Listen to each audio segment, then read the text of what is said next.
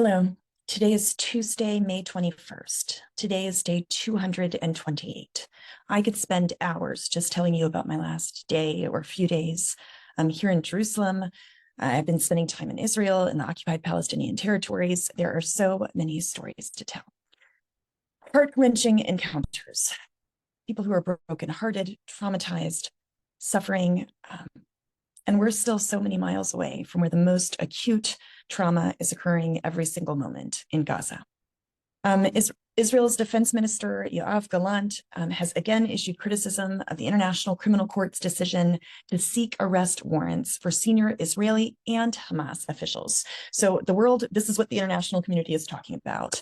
I heard that officials in Israel were up until the wee hours of the morning in terms of this ICC decision. The ICC is saying that the move was an attempt to deny the state of Israel, or Israeli officials are saying that this was an attempt to deny the state of Israel the right to defend itself. That's what Gallant said.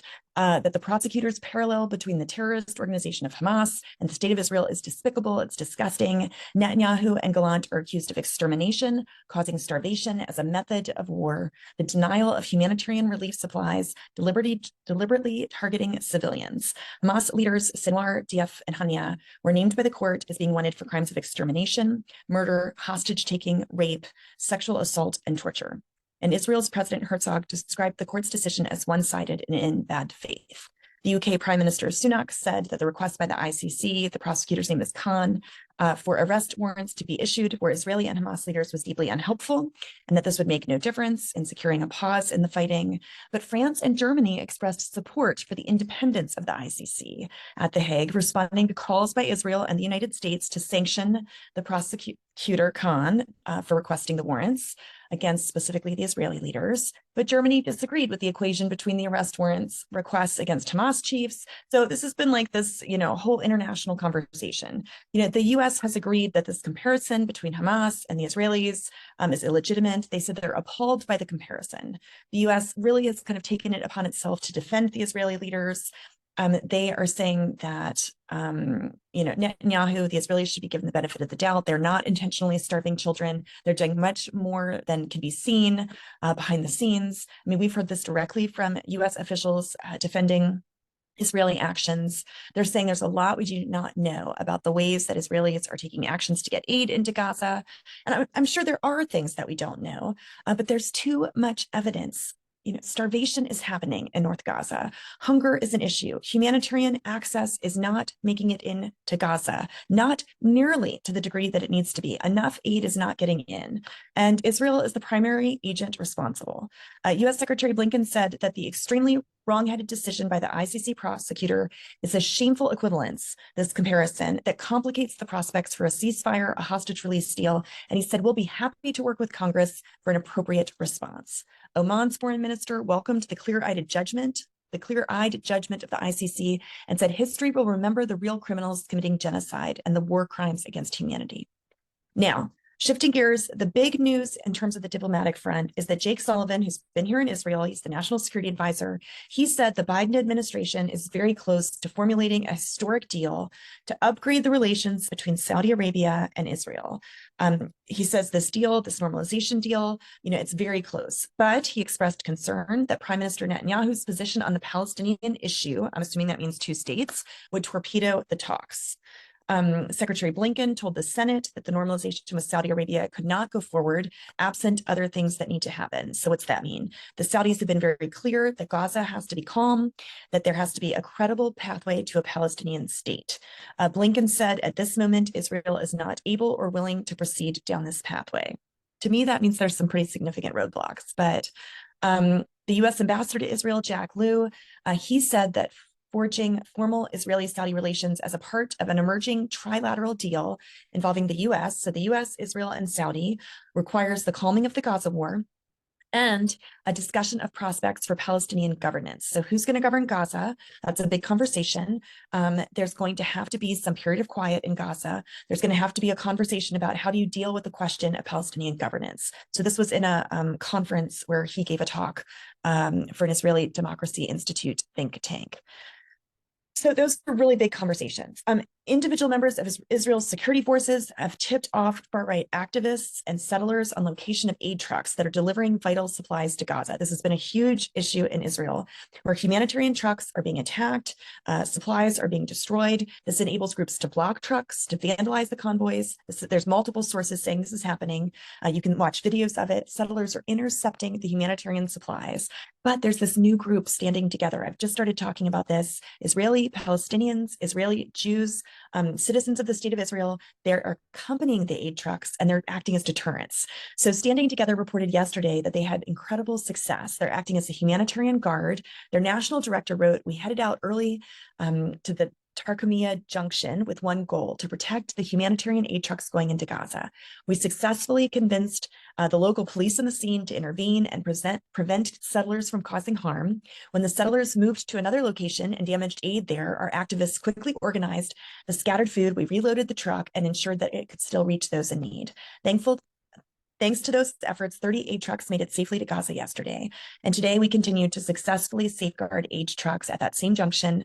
Despite an increased number of attackers, our presence ensured the protection of these vital supplies by also making sure that the police intervene and are accountable for their role in maintaining order." So I thought that was encouraging. It is reported that the Netanyahu government has only met with 16 families of Israelis who are held hostage by Hamas since the beginning of the war. And far-right National Security Minister Ben-Gvir said that Israel should control Gaza after the war. You know, the U.S. has said long-term that's not in the cards, that they have no vision of Israel having long-term control of Gaza. But in our conversations, we're hearing that in terms of security, that's kind of the plan, which is deeply disconcerting. We have heard the perspectives of Ben-Gvir and Smotrich, while they are incredibly problematic, are not representative of large proportions of the Israeli public. They have power because they're in the government. There are percentages of some Israeli citizens who agree with Ben-Gvir and Smotrich. You know, these ideas, Ben-Gvir said he'd be happy to live in the Gaza Strip. You know, there is a small percentage of Israeli public who do want to resettle Gaza, but the conversation here is that really that won't happen. And it seems like the U.S. has pretty strong feelings that they won't allow that to happen too. It does feel a little bit like that saying, like, at least there's not too many far-right racists. Isn't that good news? You know, standards have lowered these days in terms of what good news looks like. Israeli officials seized a camera and broadcasting equipment that belongs to the Associated Press. Al Jazeera was using some of that film. That since Al Jazeera shut down, bombing has continued in Gaza, Jabalia in the north, Rafah in the south, the center of Gaza. So that is continuing. More than 569 metric tons of humanitarian aid has been delivered via this floating pier that the U.S. finished, but it's been reported by CENTCOM not all that aid has reached the warehouses. We did also hear from UNRWA, the UN agency, that food distributions have been suspended in Rafah because there are not supplies. We also know that the Kamal Adwan Hospital in North Gaza has stopped operating because of Israeli attacks. The death toll in Gaza is 35,647, and those wounded is 79,852. In the West Bank, there was a brutal incursion by the Israelis that resulted, it was a raid, 7 people were killed, 9 were wounded in this raid. The Israelis said they were going after militants, but a teacher was killed, a senior doctor at a local hospital was killed, a photojournalist, Amr Manasra, was shot in the raid and seriously injured. The Palestinian Health Injury issued an official statement mourning the death of Dr. Asid Jabarin, a 50-year-old surgery specialist who was fatally wounded on his way to work, who was a part of this raid, who was not reported to be a militant in any way. And the IDF said it's investigating the circumstances. This, I just want you to know, is daily life. I mean, you're hearing reports of these deaths in the West Bank, and they just get buried because everybody's talking about other issues. There was also a report of a Palestinian boy who was wounded while he was riding his bike in the West Bank. Today, I and a CMEP staff member and board member, we had a meeting with the new International Minister of Foreign and Expatriate Affairs of the Palestinian Authority. Her name is Farsen Akabikian. She's Palestinian Armenian. She shared with us that 3% of Palestinian Christians in Gaza have been killed since October 7th. 3%. There were about 900 Christians in Gaza before the war, and 3% of them have been killed. Christians will disappear in Gaza if the bombing of Gaza is not brought to an end quickly. 1,300 faculty and administrative staff at an Israeli academic institution have signed an open letter and petition calling on Netanyahu to end the war in Gaza and secure the release of hostages. Qatar's foreign ministry said on Tuesday that Gaza's ceasefire and hostage release talks between Israel and Hamas are close to a stalemate.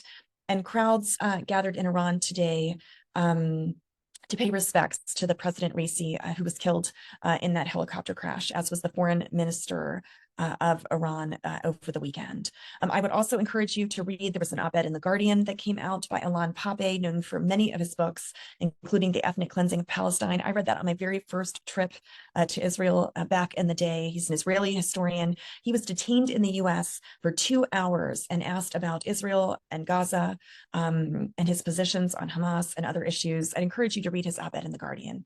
And finally, this evening, I heard in detail the story of the arrest and the detainment of Shadi Khoury. He was the 16-year-old boy. He was 16 2 years ago. We've talked a lot about his case. Palestinian Christian, a young boy, falsely accused of having hit a car. It was an incident where an Israeli car was attacked by stone throwing. Shadi is the son of prominent Palestinian Christians from Jerusalem. He's now a senior at the Ramallah Friends School. Tonight, we met with his mother, and we heard the harrowing tale of how he was arrested early morning hours 2 years ago, torn out of bed. He was brutally beaten in his home in front of his parents, knocked unconscious. They were helpless to save him, and we cried alongside of his mom tonight as she said, we just couldn't save our son. And he ended up going to prison for 41 days. He also was under house arrest. He's had dozens of hearings before a Jerusalem court. His trial still has not come to conclusion. And the one confession against him was a 15-year-old boy who later said he never knew him and that he actually was beaten until he confessed. Shadi has never confessed. He said there's no evidence present against him. He says he was not present at the time of the incident. His next court date is on May 30th. So pray for Shadi, pray for his family, that this case would be dismissed, that he would graduate, that this horrific incident would be put behind him. And I just wanted to close tonight by saying, remember Gaza every time you have a drink of water, that people in Gaza are literally without adequate water. Pray for Gaza, pray for peace. Do not be discouraged, but continue in your efforts. They're so desperate that hostages would be returned, that peace and justice and equality would be found for all people here in Israel and the occupied Palestinian territories.